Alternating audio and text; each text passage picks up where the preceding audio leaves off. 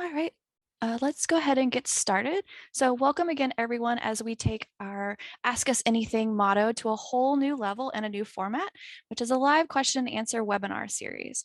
I'm Alicia Pack. I'm the technical copywriter here at Rustici Software, and I'll be your moderator throughout the Ask Me Anything webinar series. Today, I'm tasked with wrangling our two experts. We have Andy Whitaker and Brian Miller. Andy, tell us a little about yourself. Yeah, so as Alicia mentioned, my name is Andy. I have been with Rustici Software for close to a decade. I think I just got in about a week or two before Brian, actually. So I have seniority on this call from that perspective. But was brought in originally to be an experienced API evangelist. So helping our customers and the broader industry generally understand what the Experience API was meant to achieve. Back then we called it Tin Can. And since then, over the last 10 years, I've sat in a lot of different chairs. I was on the Watershed team for about 3 or 4 years. Back at Rustici, now primarily in a sales role. So I'm on the front line. Anytime that folks reach out, it's myself or a couple other folks here on the team that you'll get a chance to chat to or chat with. If you have standards questions, typically I'm answering those, and general questions about products and things like that. And Brian? Cool. Yeah, I'm Brian Miller, Director of Engineering here at Rustici Software. As Andy said, I came in officially about a month after he did. I think I actually interviewed before him, but then I had to go gallivant around Europe for a little bit. So yeah, I came in right when xAPI was the hot thing for Rustici Software. So I was doing similar work to Andy with a little bit more of a technical focus. I wrote a bunch of the open source libraries, worked on some of what they were at the time called tin can prototypes, did a bunch of the types of things around the e-learning standards, actual development. From there, I just became one of the product teams developers, moved to a team lead there, and then now I oversee our 3 main product teams and our QA team here. And I still keep my hands in the pools of the IEEE xAPI work groups as well as the CMI5 working group. All right, and don't worry, we'll talk about these standards here in a minute. So I wanted to say a big thank you to everyone who submitted questions ahead of time for us to answer live.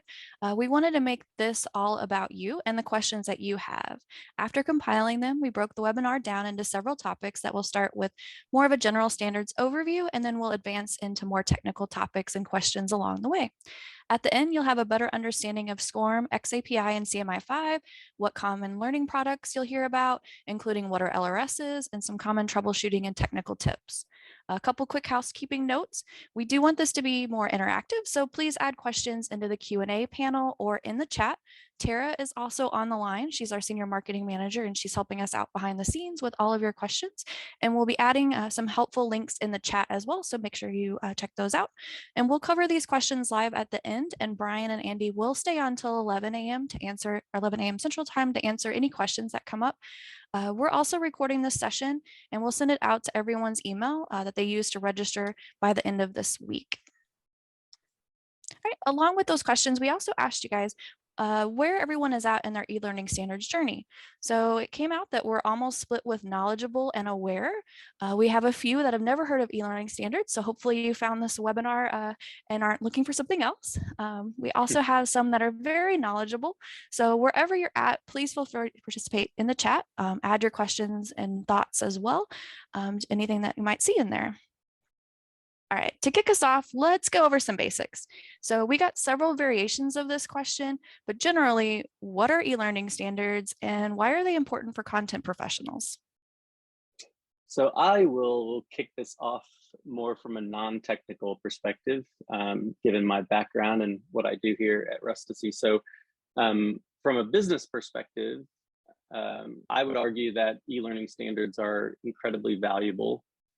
Primarily when we're talking about SCORM, AICC, packaged xAPI and CMI5 content, it helps to achieve a couple of things for organizations and institutions. One, it provides content portability. Part of a lot of these standards is the ability for this type of content to be imported, launched, and tracked from any learning system that also supports the standard that the content conforms to. So being able to have your content decoupled from the learning system that you're delivering the content through can make it easier for organizations to start with one learning system and potentially move to another learning system later on, at least from a content perspective. I talk to people all the time. It feels like every organization is in the middle of moving from one LMS to another. So the standards are a great way to not get stuck with the learning system that you're on today, because there's a really good chance if you're just starting out, you will change LMSs at some point in your career or with your tenure with whatever organization you're with. So that's the first bit. The other part is, that I feel, and I think is important, is that the standards are also providing some automated tracking. Without the standards, you would be required in some way to implement your own tracking within these various types of content. So out of the box, you're going to get at least the bare minimum: completion, score, total time, pass-fail status. And that's going to come out of the box with the various standards that you might leverage.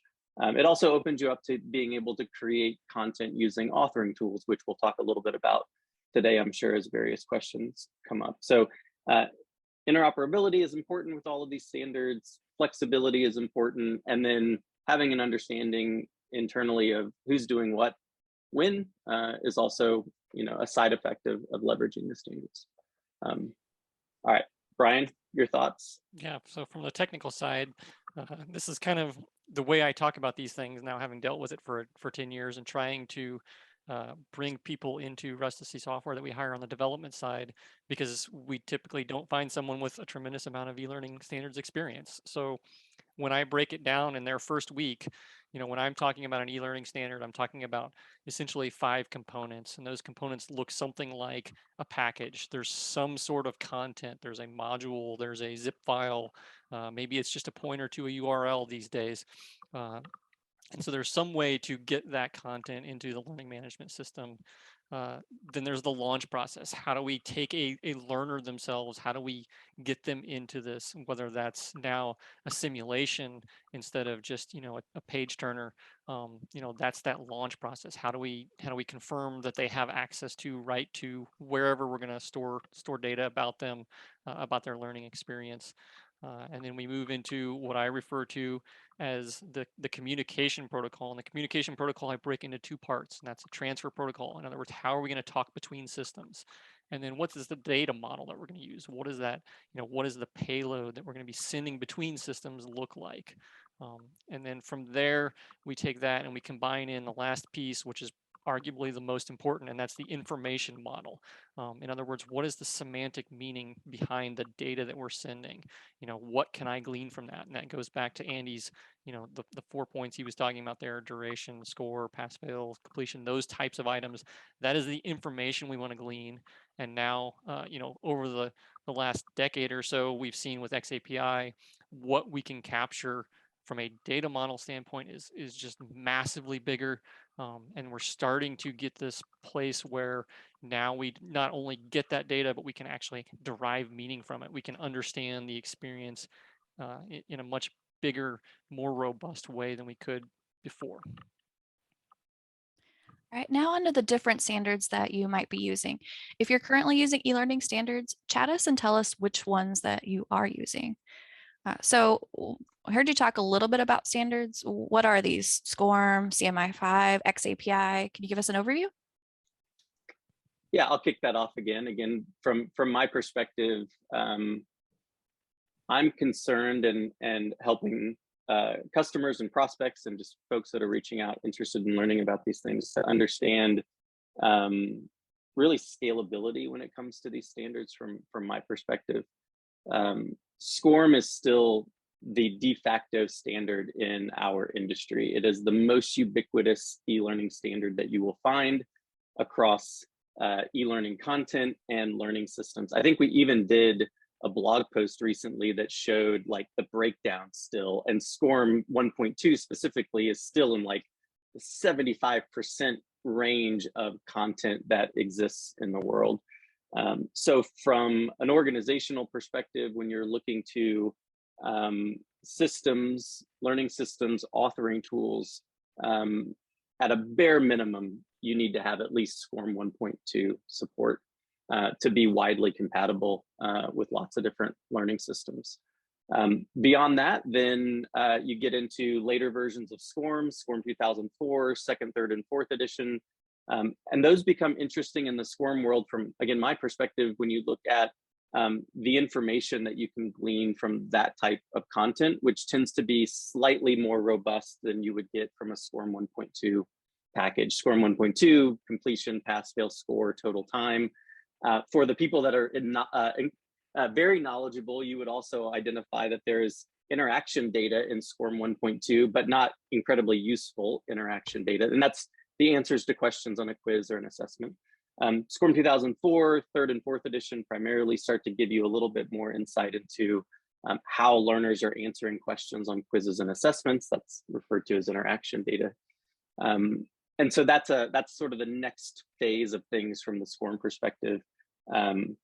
xAPI and CMI5 are the new frontier. We're working in that direction. I think the industry is moving slowly but surely in that direction. These things definitely take time. And from Brian and I's perspective, we're probably frustrated with the rate of adoption, but it's coming and more systems are beginning to adopt it. And Brian can definitely unpack this from a technical perspective, but from xAPI and CMI5, this is where you're just going to capture more and more information about how users or learners are interacting with the content that you're providing. And what you do with that information is, dependent upon the system that's capturing that data for you, how it's able to report on those things. So those are important things to consider. But just a lot of opportunity to understand interactions, utilization, tying learning to some sort of behavior later on. So anyways, all of these, SCORM is mostly package launch from an LMS. xAPI has a concept of package, but we prefer you to use CMI5, but still it exists and lots of data. And then CMI5 is going to be, well, I probably will talk about this wrong, but a packaging profile or an official way of packaging xAPI conforming content. I'm venturing into Brian's lane too much here, so I'm going to stop and let him take over. No, that's the right approach, and I'm glad to hear you can speak on those terms, because I do. When I look at these things, the differences are somewhere in that spectrum of the five things of how I break down an e-learning standard. And so yeah, with SCORM and CMI5, we see very strong influence on the launch side, very defined packaging. xAPI is very heavy on what I call the transfer protocol and the data model. xAPI at its core includes virtually nothing about the information model. SCORM has a very strong information model, has a very strong data model. The problem with SCORM is there's virtually no transfer protocol to it. Each SCORM LMS is going to implement their JavaScript API, which is standardized, and you can consider that a transfer protocol. But how that then goes from that player, that piece of content into another system is completely wide open, and it's very implementation specific. So each one of these things excels in some of those areas, and CMI5, I like to think, actually brought most of those back together after we spent years with xAPI in search of an information model. And so those are the differences that I look at and focus on. From the other thing that Andy sort of alluded to, but I agree with, is the adoption front. This is still one of the biggest differences. So as much as I, from a technical standpoint, prefer CMI5, SCORM is still widely adopted. It's going to be the go-to for basic learning experiences where that additional information model capability just isn't required. If you really care about completion for your compliance training, then xAPI may not offer you a lot. And I guess getting back to the interoperability point, the biggest problem that we've seen and the back of the napkin realization of xAPI originally was, how can we get data back out? And that's really what xAPI is solving. So the ability to go and buy off-the-shelf systems that can either be combined or can be interchanged because the data model itself is the same, becomes the difference. So, your data is no longer trapped in a SCORM LMS system. If it's leveraging xAPI, there is at least the ability to get it back out. Whether or not the implementation or the vendor that you've chosen allows that to be easy is a different question. But from a technical standpoint, that data has to be more free to move. Okay, so we talked about SCORM in a few different versions, xAPI and CMI5. When you're creating content, how would someone know which standard to choose? So what are the differences between the three? Yeah, so most of that I think is going to be dependent on the learning system that you choose to deliver it through. So that's going to be the first point of consideration is, what are the standards that my delivery system supports? And I'll use that generically, because it could be a traditional LMS, but these days there are new things like LXPs that also support these standards. Other types of learning systems that might not necessarily refer to themselves as a learning management system. So that would be step one: understand the standards that your system supports. If you're in the process of procuring technology, then you kind of start with the end in mind and kind of work back from there. Understand what you want to understand or learn about the content that you're delivering through that tool. Get that vendor to confirm for you what they can support from a standards perspective, what you can glean from that data with reporting capabilities of that tool. Those are the ways that you're going to be able to answer those questions. And then from there, that could inform, what standard you choose to use from a content packaging perspective. That then goes back to the authoring tool side of things. Authoring tools are going to be by far the easiest way to create standards-based e-learning content still to this day. So yeah, that's at least my initial thoughts on that question. All right, so we did ask where everybody was from, and I saw we had Poland, India. I know there's some registrations from Australia, the UK. Are these standards something that are international, or does each country have their own? I'll let Brian take this one. They are international. Generally speaking, when we talk about the e-learning standards, at least that we tend to support, these are open sourced specifications, particularly when we start talking about xAPI and CMI5, because they're newer. They kind of grew up in this world where open source software was a known entity. It was almost an expectation that you would use it in some way. So they were developed in an open way. The CMI5 weekly working group call very often has a participant or two from Europe. So these are not just US based things. Occasionally we get somebody from other geographical locations, but we don't often talk about it. But they are very much a, come and use these standards in whatever place that you need to geographically. That's another benefit to, xAPI and CMI5 is there's an intentional increase of the ability to use them across languages. So the data elements themselves can be, cross-language captured, and that type of thing is really a difference from what you would have seen with SCORM in the past. So I think there's an intentional expectation that these are global standards. They're not US-based standards. I do know that, obviously ADL tends to be the steward of these, which is a US-based organization, but I even did a webinar with them, with a European group, Nordefco, and so that shows that places outside of the US are looking at this for the direction they want to take their e-learning content. As Alicia mentioned, we have a number of customers from Australia, so these are things that have really gone outside of the US borders. Right. Andy, you said earlier that using an authoring tool is a great way to get started using standards. Are there other courses or groups to help people get started with a standard?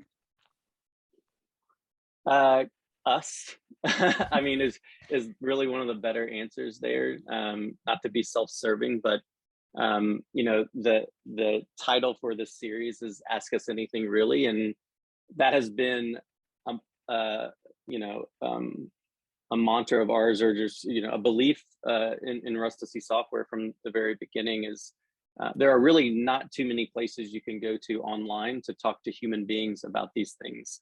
We're a place that is welcoming folks to come to us with questions about standards and things like that. You know, you don't technically have to be an expert on any of these standards in order to derive value from them.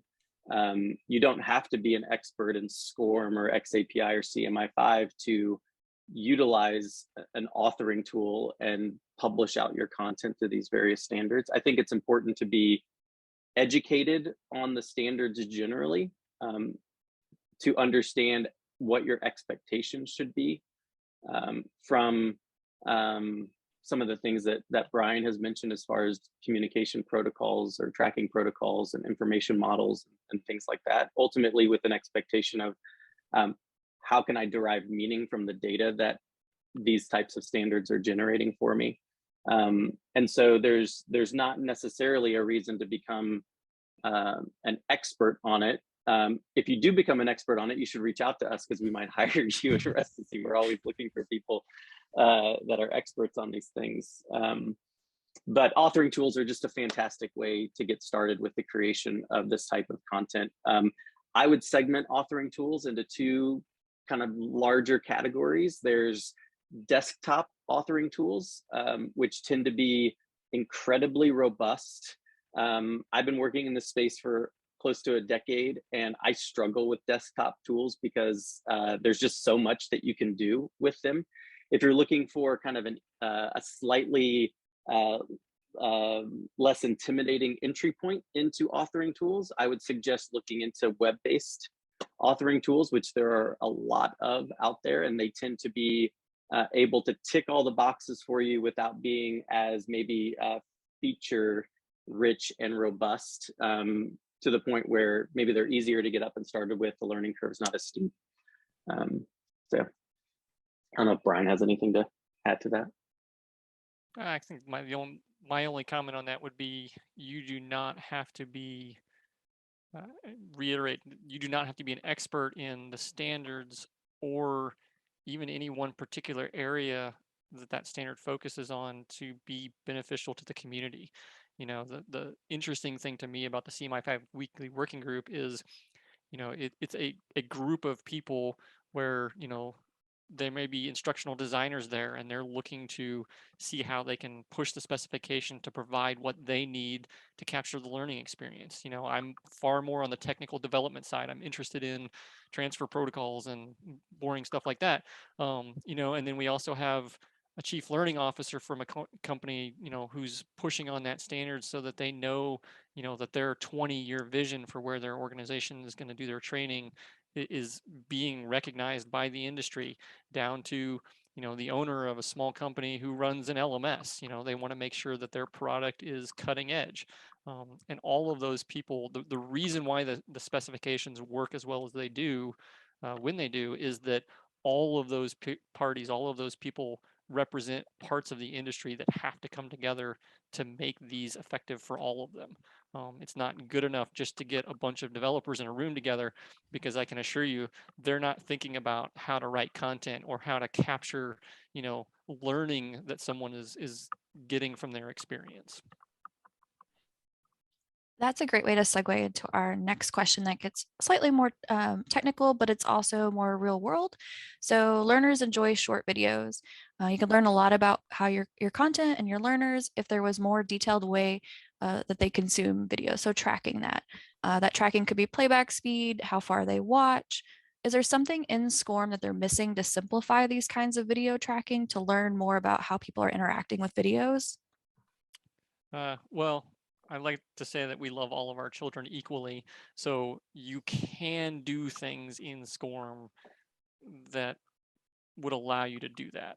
My recommendation would be that you shouldn't, and that's really where we get into xAPI and CMI5 are designed specifically to increase that data model usage, increase the information model of the information you can glean from an experience. So this is actually a thing our core products do.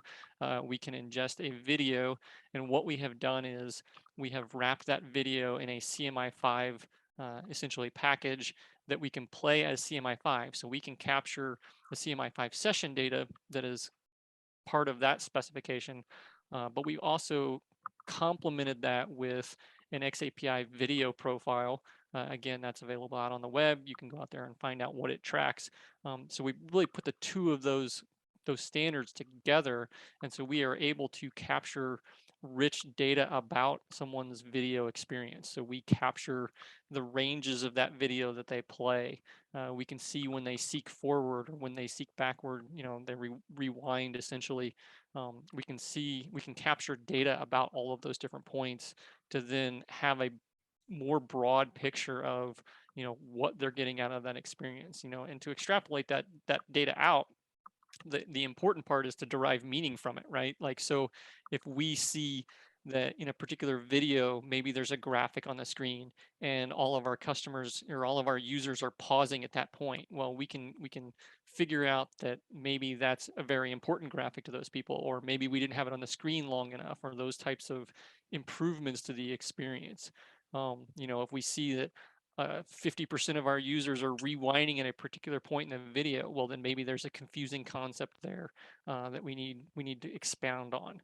And so those are the types of data that we can glean from using a more expressive information model. All right. For Brian, how is CMI5 evolving the learning standards landscape, and how will that kind of affect L&D professionals across the industry? I know you've done a lot of CMI5 work in the last year or so. Yeah, I think that gets back to what I've been saying is the information model. You know, the L&D professional needs to move forward from I can capture completion, I can capture a score, I can do a quiz.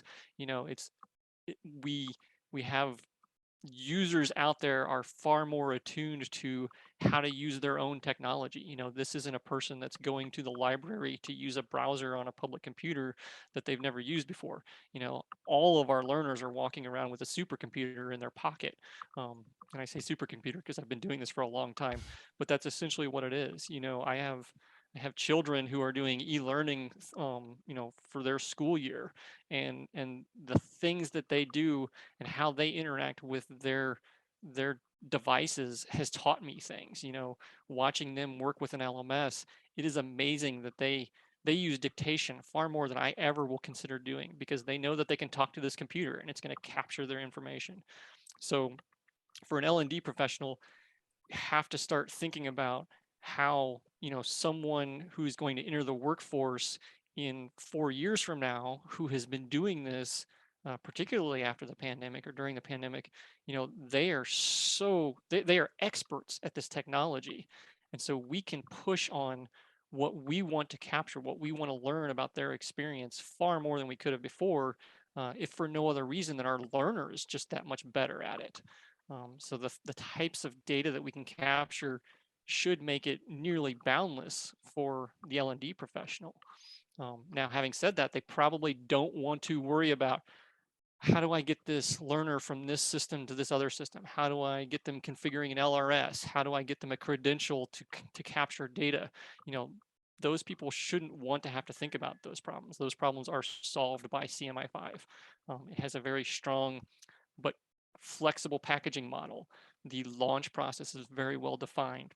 How we authorize someone to communicate data back into the LRS is well specified. Those are the important points so that the L&D professional can take the experience from there.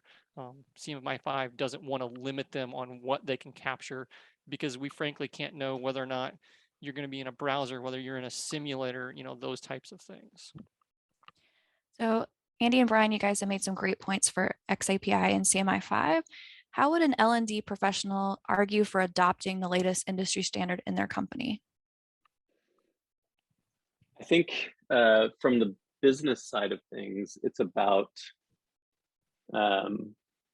helping learning and development within any organization quantify the value that they're bringing to the larger group. It can be difficult to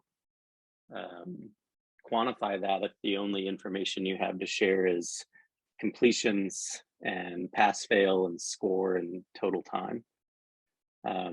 That is one level of detail that you can share, but it doesn't tell the whole story of what L&D within an organization is at least attempting to achieve. And so with more data comes the ability to answer more questions, becomes the ability to refine what you're doing. There was someone I spoke to several years ago that was very much into what he called scrap learning, which is understanding the efficacy of learning to the point where you can get rid of the stuff that's no longer working. And that is a more challenging thing to do if you have a limited set of information to work from. So moving in that sort of more modern direction is going to provide more insights. But ultimately, it's going to be on organizations to start, if they haven't already, pushing their technology providers down this path as well. There's only so much that you will be able to do yourself with these new standards, xAPI and CMI5, without your technology vendors and partners getting on board as well. So this is a moment where, back in my evangelism days, it was all about rattling cages, especially if you're an organization that has a little bit of muscle behind them.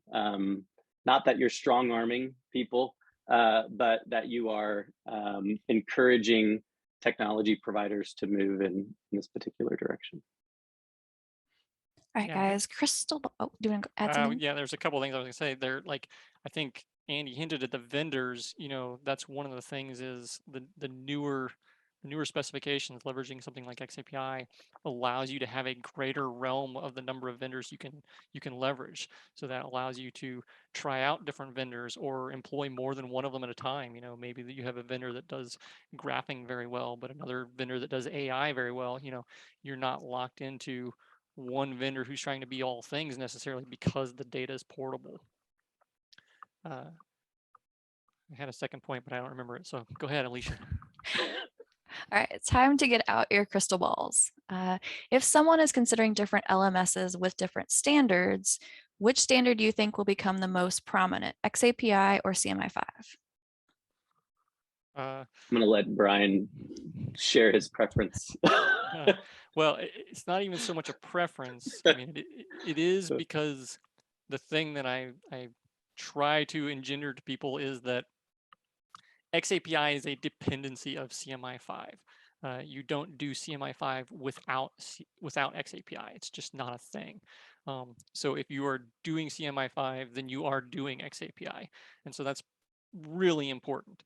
And I go back to the things I talked about earlier. So xAPI doesn't include package. It doesn't include launch. It doesn't include an information model. You can't, there's nothing that defines how you have to identify a video or those types of things. So xAPI by itself is not a sufficient replacement for SCORM, or it won't give you all of the tools you need to build a learning environment. CMI5, like I said, uses xAPI under the hood. It's a required part of CMI5, but CMI5 adds back in kind of what we consider the minimum bare bones to get to a full learning standard. So from that standpoint, I think CMI5 is the clear winner once people understand that they need all of those things to advance their platform. Now, yes, so Tara just put in the chat, but one of the things that I want to draw out here is, what is xAPI launch then? xAPI launch is an interesting way to describe something that was a set of guidelines that came out with a pre-1.0 version of xAPI. In other words, before xAPI was considered fully ready to go out into the industry, before it hit its 1.0 status, there was a set of guidelines put out by a certain company, that would be ours, that suggested how you might consider using xAPI in an LMS. And frankly, it probably got used far more than even we would like at this point, because it talked about package, it talked about launch. The problem with that is it wasn't peer reviewed. It's not on a standards path. It's not being maintained. There are a few choices that it made that aren't necessarily great. They aren't choices that we would make now, and that's the reason why we didn't make the same ones for CMI 5. So from that standpoint, the thing that I hope wins out, not just because it's a better technical solution, but because of all of those things, because it's on a standards path, because it's been peer reviewed, because it's more secure, that's the reason to use CMI 5, and with the knowledge that yes, your data is in xAPI also, so you can be assured of those other things that I've talked about, where your data is portable between systems, where you can leverage multiple systems and those types of things.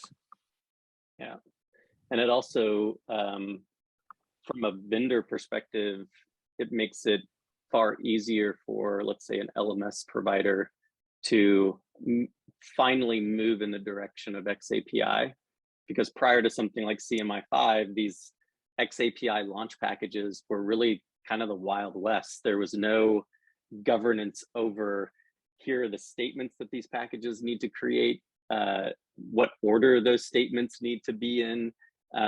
Learning management systems prefer certainty to a large degree because of their history with prior standards like SCORM. They understand that when a SCORM package is launched, they can expect these 4 bits of data. And that was, I think, really challenging for a lot of LMSs in the early days of the launch, xAPI launch spec. There was just no certainty around what data they would receive from the package, which made it really difficult for them to then provide any kind of useful reporting on that type of data. And CMI 5 is providing guidance, a roadmap, a fence structure to that type of content. So hopefully with CMI 5 becoming more prevalent, there's always this sort of chicken and egg moment where authoring tools need to adopt it, so that there's a demand on the LMS to adopt it. But as that starts to grab a hold of the industry and become more prevalent, it's just going to be better off for everybody, organizations and vendors. All right, we've heard a little bit of alphabet soup today, so let's talk a little bit about e-learning products. So there's LMS, LXP, LRS, CDS, authoring tool. What are some common e-learning products and what do they do briefly? So authoring tool, if you're looking at content first, typically if somebody comes in and asks us a question about how do I create SCORM content or xAPI or CMI 5 content, we tend to recommend that they first start with an authoring tool, because it is by far the easiest way to create standards-based content. Now, if I put my sales hat on for a moment, if you are creating highly custom content that is not well suited to being developed in an authoring tool, then we have products that can help that type of web-based content conform to these various standards. It's our driver solution. But authoring tools are very much content creation. Although this is the moment where, as you look at other products, learning management systems, LXPs, learning content management systems, sales enablement tools, there's a lot of systems out there that are not traditional LMSs that are supporting some of these packaging standards. It's important to make sure that the system that you're adopting is supporting the standard that's going to provide you with the outcomes that you're shooting for, ultimately, mostly from I would argue, from an insights perspective. Obviously, there's lots of things that go into the purchasing and decision around learning systems. But at the end of the day, if you can't do interesting things with the data, if you can't answer the questions that you're interested in answering, then maybe that system is not the right system for you. So looking at learning systems that support the standards that are going to get you the information, the reports that you're interested in at the end of the day, will then inform sort of how you leverage the authoring tool. What standards do you publish your content to? Various things like that. So it's a very broad industry. If you're interested, I think from an xAPI CMI 5 perspective, xapi.com has an adopters page that is maintained by our team. That's an interesting place to go to see a wide range of learning technology that are not just authoring tools, learning management systems. That also, side benefit, are supporting at least the Experience API, and in some cases, CMI5 as well. There's an adopters list on the CMI5 website as well for those people on that cutting edge. So Brian, what is an LRS?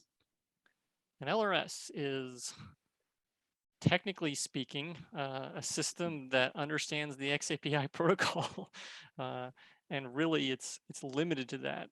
Sometimes we refer to that as a spec LRS, an LRS that provides the ability to handle xAPI requests, which means it is sufficiently restrictive about the data model that it's going to accept and how it understands communications to itself.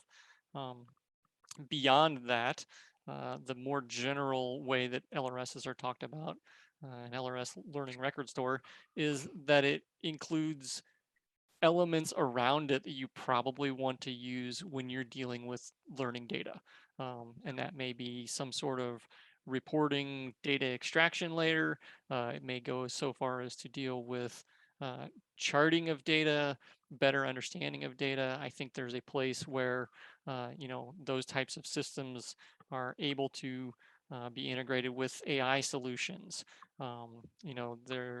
There are certainly places where an LRS can help with tracking the organization structure and then using the learning data itself to identify learning paths, for instance, inside of an organization structure that's predetermined.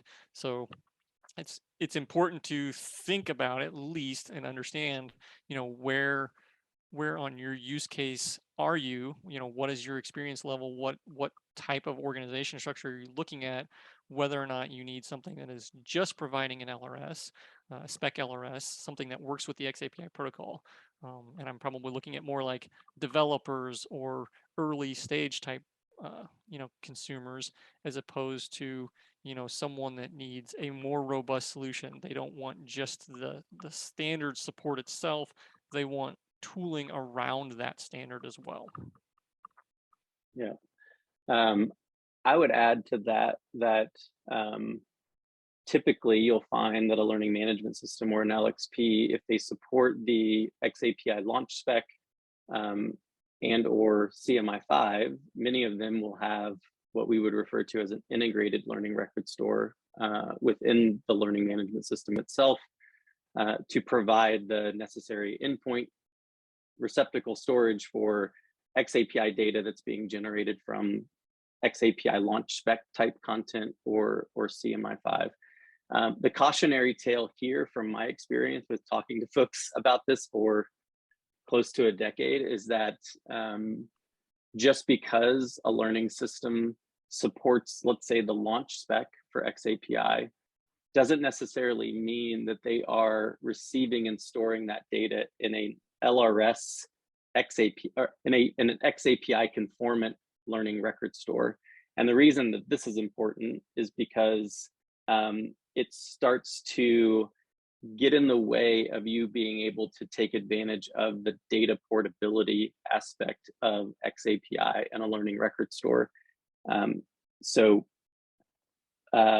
Questioning your learning management system provider to really understand what they have under the hood with respect to capture, storing, and potentially transfer of data related to xAPI. Is it really a learning record store, or are they just saving it in some other type of database? Will enable you to understand how easy it might be to get the data from your learning management system from an xAPI perspective into some other system, some other learning record store. Lots of organizations are starting to shift the LRS to be kind of the central hub of data within their environment, where the LMS used to be in the middle. It's starting to shift out to just a data source for an internal learning or a central learning record store. And so in that scenario, if you're an organization moving in that direction, it's incredibly important for the LMS that you're using to be able to easily share data into that central LRS, which tends to be something like Brian was mentioning, something that is spec conformant, but also has like pretty charts and graphs wrapped around it and things like that. So I just talked to enough people over the years that run into this challenge specifically within the LMS that I like to put a finer point on that. So we are 45 minutes into the webinar. Andy and Brian are going to continue answering questions. We have what's the best way to publish, some questions around that, and then we are going to get into the technical questions as well as your online questions. So converting existing content like say PDFs or PowerPoint into SCORM or xAPI compliant format, is there a quick or easy way to do that, or what path can you set them on?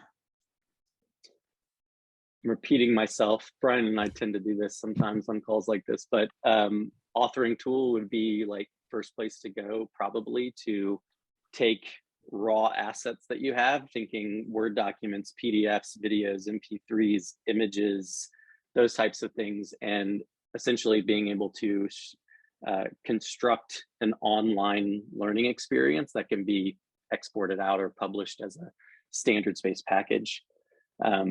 Again, quick sales moment. We've got some technology that if you just have PDFs, MP3s, and MP4s that you want to SCORMify without having to go to an authoring tool, you could look at something like SCORM Cloud or our content controller application. Yeah, those are. Yeah, go ahead, Brian. Yeah. We don't SCORMify it. We CMI5 it. That's true. We CMI5 it, but then also allow you to access it through a SCORM conformant LMS, which is a whole nother thing to unpack. But are there any best practices for someone that's developing content for different clients that use different LMSs? Man, we're getting, I'm trying not to get too salesy here because that's not the purpose of this particular conversation, but we tend to have products that help with these types of things. So yeah, if you're a type of organization that needs to share their content beyond the confines of your own internal learning management system, that's where content distribution solutions come into play. And we offer a couple different flavors of one, which is SCORM Cloud Dispatch and Content Controller. In some cases, another solution called Rustici Cross Domain. So yeah, there are solutions available today that will help with that. And we would argue that it is a far better way of sharing your content rather than just handing over the content itself. Because once you do that, you're on the honor system, which can work in some cases, but not in all.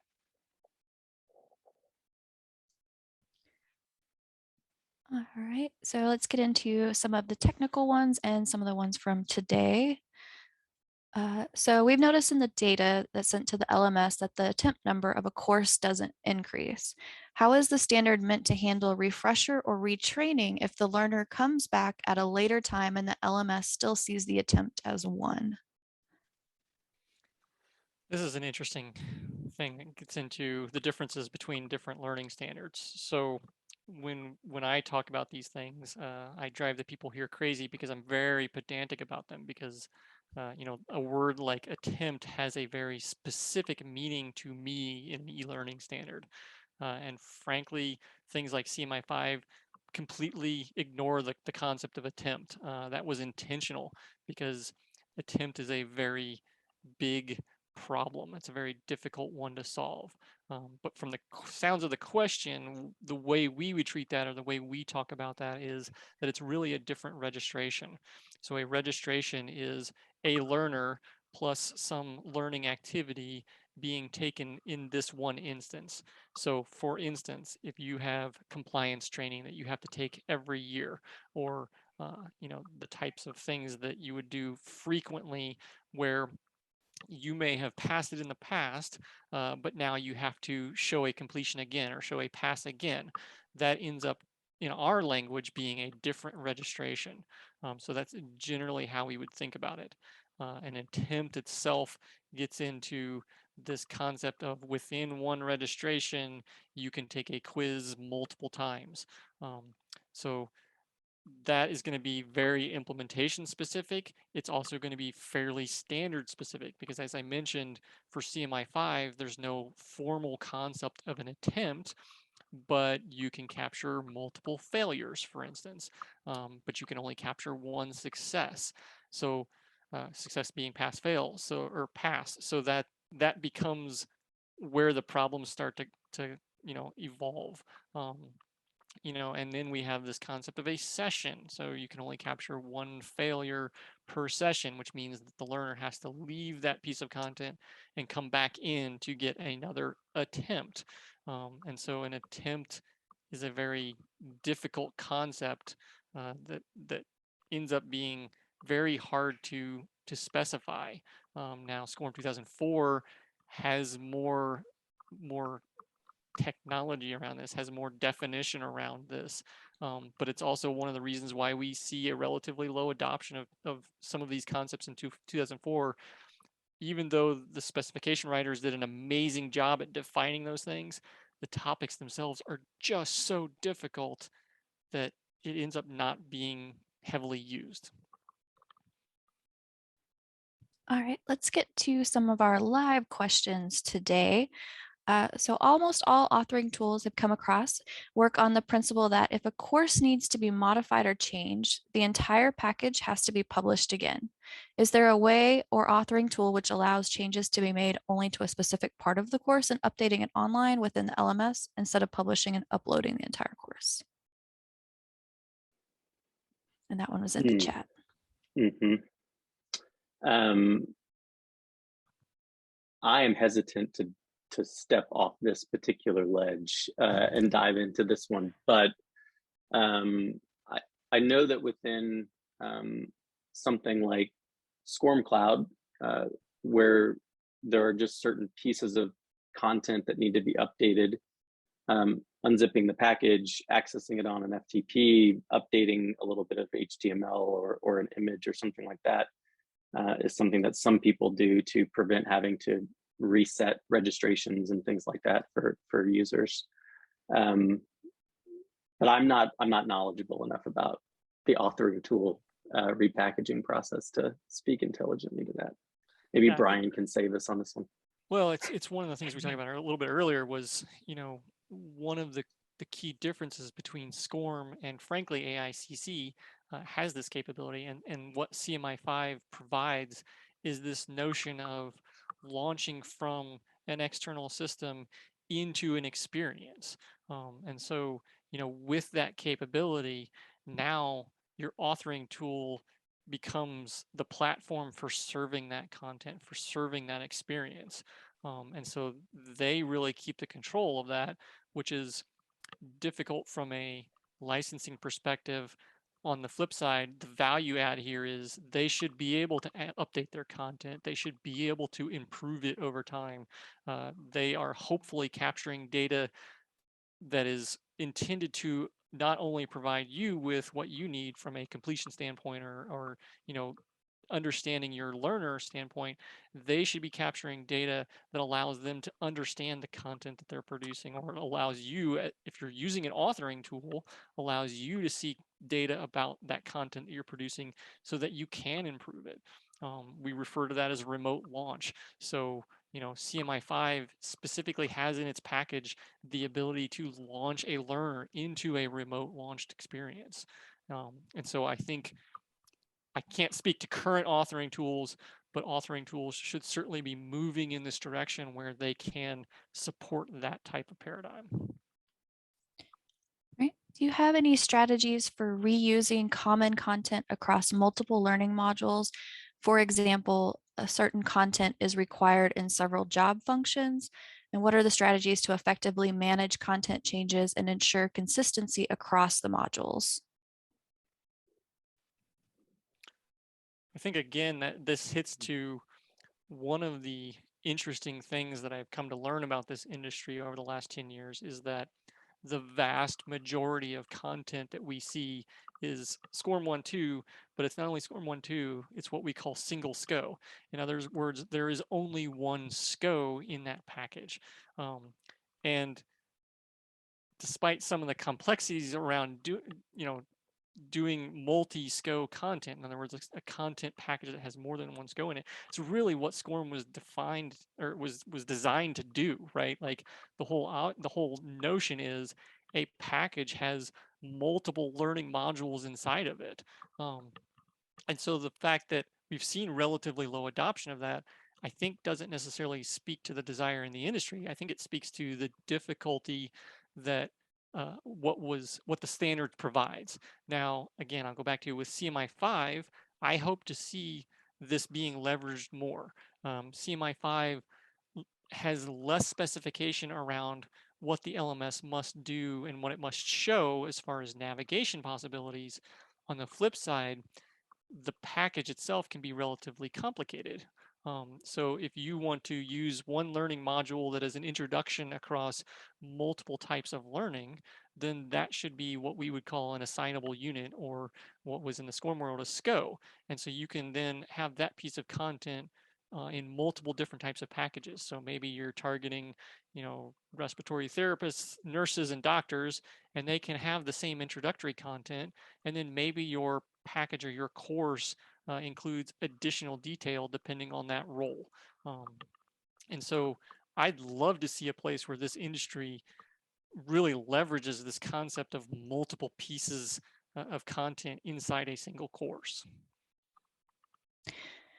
Can you run SCORM and xAPI within the same LMS to accommodate legacy courses and new course development? Yes. Yeah, essentially within the same LMS, the LMS is launching the content based on the standard that content conforms to. So, SCORM requires a SCORM player, common term, whereas xAPI and CMI5, correct me if I'm wrong, Brian, doesn't even include a player. So yeah, short answer is yes. It's just going to be up to the LMS to support a variety of standards. Lots of LMSs in the world use our engine application behind the hood, which out of the box supports all versions of SCORM, AICC, xAPI, CMI5, LTI. So definitely possible. All right. Are there any recommendations to track learning events for non-computer based learning? So example, repeated events like an apprenticeship that progress with milestones on a roadmap? So go ahead, Brian. I don't know if you have. Yeah, I mean, I think there's, for things that are offline, like truly offline learning, I think that's where you will have to leverage a system that is designed to capture the concept of attendance. And essentially that becomes, it becomes an interesting problem of how do you capture that data. Now, having said that, specifically with xAPI, even more so than with CMI5, because CMI5 is session based, although you can do it there.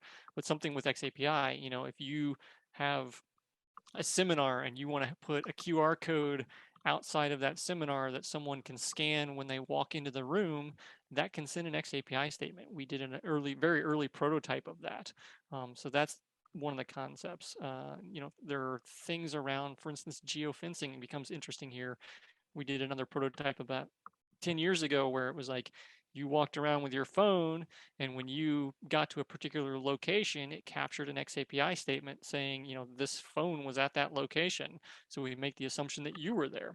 So those types of data points is really what xAPI is designed to handle. It is outside of this browser experience. Mm-hmm. Yeah, technology still has to be involved here really to track anything. So it's going to be some device, perhaps with an applicant running on it. There's observation checklist applications that we've seen kind of floating about the industry for a long time that allows for this type of thing. But yeah, technology is going to be an important part. Well, thank you, everyone. We are out of time with our first AMA Ask Me Anything webinar. These are going to be quarterly, so our next one is April 27th, and be on the lookout for an invite to register for that one as well, and where we go over content distribution. Thanks, everyone. Thanks for joining. Thank you. Thank you.